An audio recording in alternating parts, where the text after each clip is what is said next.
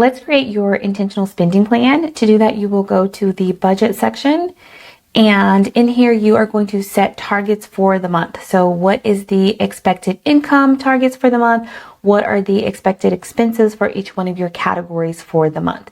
And then if you have goals set up at the very bottom, you will also have contributions and be able to set some targets there.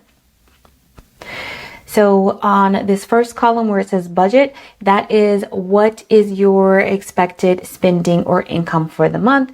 In the second column, you'll see actual. This will show you what has actually been earned for the month or what has actually been spent in that category for the month. And then in the last column, you'll see remaining, how much is left for you to earn for that month or how much is left in that category for you to spend for the month.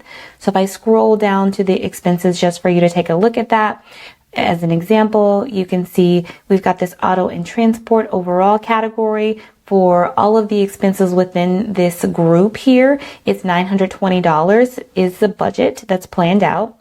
What has actually happened so far is $676 for the month, and the remaining in this category is $244. And then you can see the specific breakdown of how that breaks down into the individual categories right below that.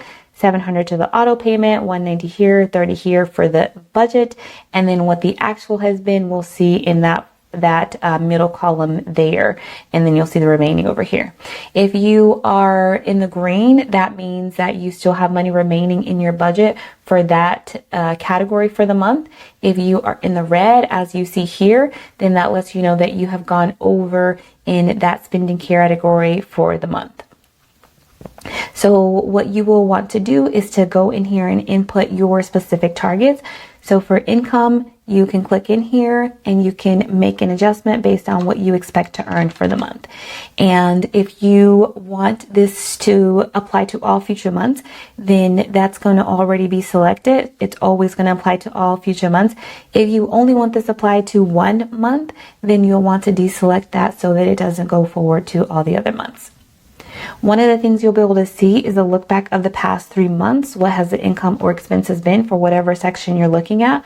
So like for paychecks right now, I can see it's been $8,400 for the past 3 months, and the average is $8,400. If I scroll down to give you a different view of that, we're looking at gas, and we go in here to set our target. We can see this has been the actual spending over the past 3 months. This has been the average of the spending over the past 3 months. And then you can use this to help you set a realistic target for this particular category and for all the other categories. You can use this section here to help you to come up with some realistic targets. So the goal is that your expenses is exactly 0 equal to your income, or there's green left over. So right now it's showing we have $1,720 left over to budget.